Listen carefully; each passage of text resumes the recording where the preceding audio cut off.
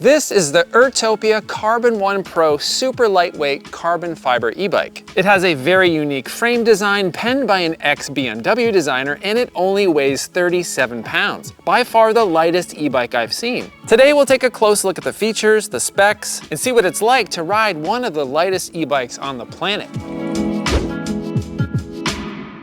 I'm a huge fan of e-bikes as they can be a fun and useful alternative to a car in many situations. The freedom of a bicycle and the added bonus of extra juice when you get tired or encounter some challenging hills. But one thing that has always been a compromise of an electric bike is that they're often very heavy, especially fat tire e-bikes. I've tested a couple that were over 100 pounds. So when Urtopia reached out to me and asked if I wanted to review their 37-pound Carbon 1 Pro, I quickly said yes. The first thing that I noticed about the bike is its striking design. They definitely wanted to give this e-bike a unique character, and I think they succeeded. And this flat black color right here gives it a stealthy design, which I like. What do you think of the design here? Let me know in the comments below. So even though this bike was designed by an ex-BMW designer, I think maybe this bike vibes more like a vintage Lotus. The phrase by Lotus founder Colin Chapman, "simplify, then add lightness," certainly seems to apply here. One way that this bike is like a BMW is that there are no turn signals. Get it? Because BMW drivers don't use their turn signals? Okay, dad joke. Moving on. All right, so let's do a walk around of this ultra lightweight e-bike and check out all the features and specs. So I'd say the best way to describe the form factor here is a stylish commuter style e-bike. I would imagine this may get used to quickly travel around dense cities, but it also looks like it can handle longer trips as well. And of course, the key thing that we should focus on here is the weight. Comes in at 37 pounds, as I mentioned, thanks to that ultra lightweight carbon fiber frame. So if you live in a place where you need to cart your bike upstairs, this could be a good option. It's also very easy to load up on a car's bike rack. So this is a unique curved carbon fiber step-over style frame, and it's available in 3 sizes. This is a large. I'm 6'3" and I fit really nicely on this one. So this is a 36 volt bike. Out back we have a 350 watt hub motor with 750 watts of peak power. Urtopia doesn't publish the torque rating, so we'll test out the acceleration and power when we ride it. Nicely integrated into the frame is the 9.8 amp hour battery, which might sound a bit small, but you have to keep in mind how light this bike is. The battery is secured with a key. Urtopia says the range of this bike is up to 90 miles, but like most e-bikes, total range can depend on a whole host of factors. What pedal assist level you're using, what the terrain is like, so we'll test that out. Urtopia says this bike has a 25 mile/hour top speed, so we'll check that out when we ride. Payload capacity comes in at 240 pounds. There's no real space for cargo here, as you can see, but Urtopia does sell a rear rack for this bike. We've got an 8-speed Shimano gear set here, and we've got 4 pedal assist modes. This bike utilizes a torque sensor for the pedal assist, meaning it detects how hard you're pedaling in order to tell the motor how much power to apply. I'm looking forward to testing that out. And you'll notice that there is no throttle control. This is a pedal-only bike. In terms of brakes, we've got 2-piston hydraulic Tektro brand brakes with 160mm rotors front and rear. And this bike does not have any suspension. The handlebars have a very nice straight across design, and these grips are indeed grippy. We got plastic fenders front and rear. It has a relatively narrow seat, and we'll test out the comfort when we ride. And we've got 26 by 1.6 inch puncture-proof tires with a street-oriented tread pattern, and they're riding on spoke wheels. And right front and center here is the integrated display, which is much different than any other e-bike that I've tested. It's got this LED pixel thing going on, which is very bright even in sunlight, and it plays sounds when you change modes, which is interesting. This is the sound it makes when you turn it on. And when you change modes. Pedal assist level 1, 2. Oh, so lovely. And the headlight is nicely integrated into the front of this display. There is an included taillight, but it's a clip-on battery-powered unit. And there is a bell, sort of. You press this button right here, and there's a sample of a bell that plays through this integrated speaker.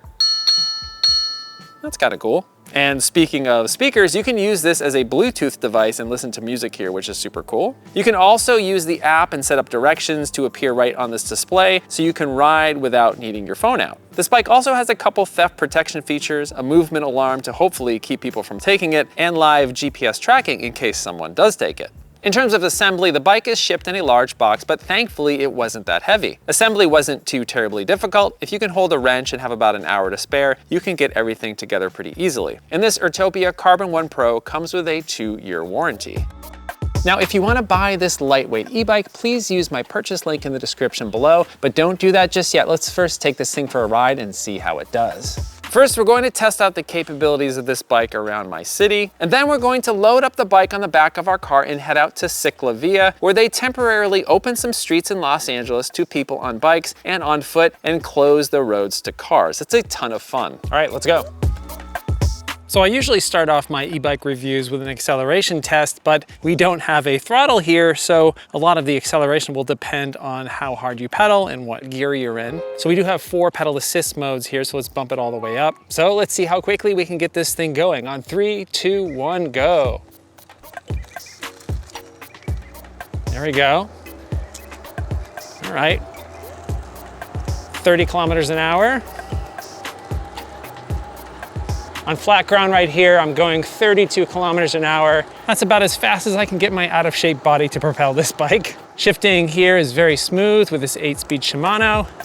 So as I mentioned earlier, this bike utilizes a torque sensor for the pedal assist as opposed to a cadence sensor. Now, a torque sensor will detect how hard you're pedaling, and that can often lead to a more smooth, natural feel for your pedaling, and that's definitely the case here. It almost doesn't feel like there's a motor attached to this bike. It kind of just feels like somebody's giving you a little bit of a push. It's pretty nice. This is definitely one of the better torque sensors that I've experienced. Now compare that to a cadence sensor, which a lot of cheaper e-bikes have. Now a cadence sensor, what that will do is it will detect when you're pedaling, not how hard you're pedaling. So that can often feel like an on-off switch. So yeah, with this torque sensor, absolutely none of that here. This is a very smooth pedaling experience. Now let's see if we can get it up to that top speed again. Now Urtopia rates this at 25 miles per hour. Really depends a lot on the rider, but it does seem as though this is sort of somewhere between like a class 2 and a class 3 bike.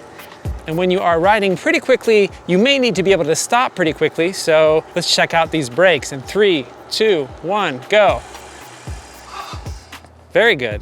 So we've got those 2-piston hydraulic Tektro brakes here with 160 millimeter rotors. Now a lot of e-bikes have 180 millimeter rotors, but you don't really need rotors that big with a bike this light. It stops really good. All right, so I'm stopped here because I want to do a hill test. Now we've got a pretty steep hill right in front of us. I've shifted to the lowest gear, put the pedal assist all the way up, and just see how easy this is. All right, 3, 2, 1, go.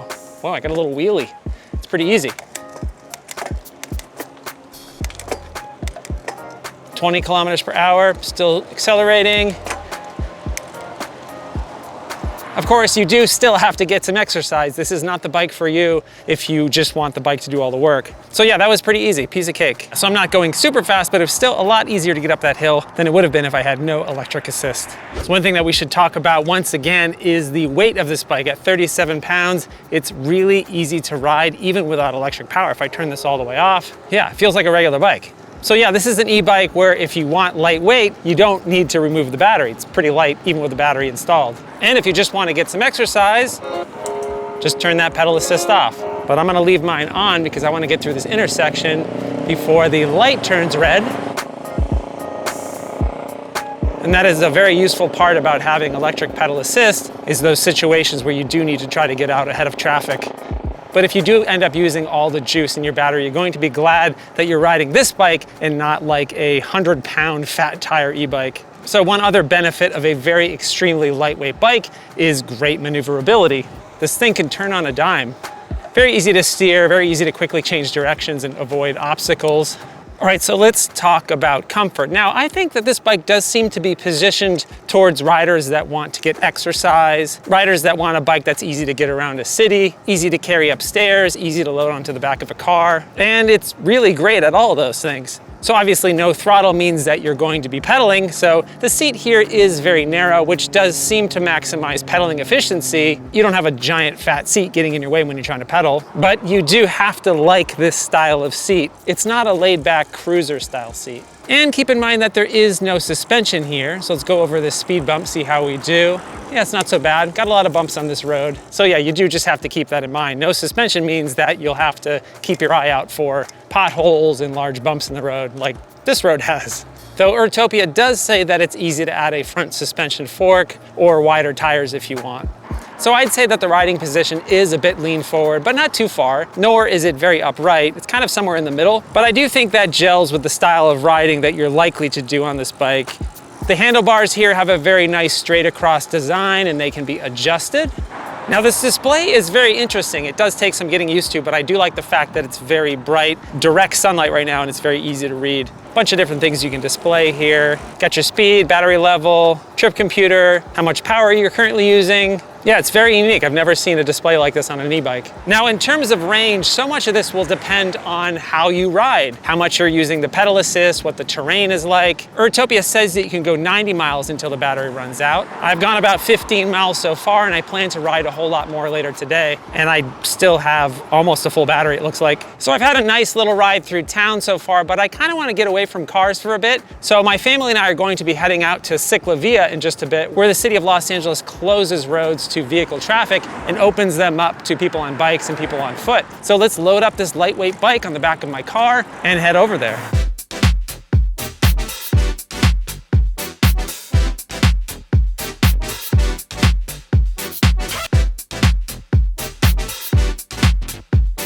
All right, so how much does all of this cost you? The Urtopia Carbon 1 Pro carbon fiber e-bike comes in at $24.99. No, that's certainly not an inexpensive bike, but carbon fiber frame bikes are generally a step up from other e-bikes that are on the market. You also get some name brand components here, Shimano and Tektro, that you might not find on a budget e-bike, and it's very unlikely that you'll find an aluminum frame e-bike that is this light. Carbon fiber definitely is a premium.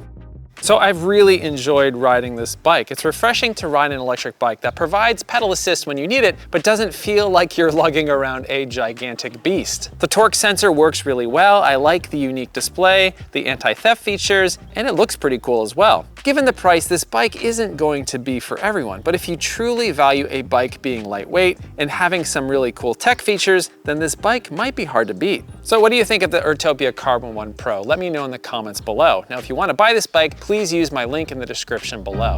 That's gonna be it for today. If you like this video and you want to see more like it, please consider subscribing and hitting that bell icon. If you want to help support the show, please buy a HelloRoad t-shirt or hat at helloroad.tv/shop. Thanks so much for watching. I hope you're well, and I'll see you soon.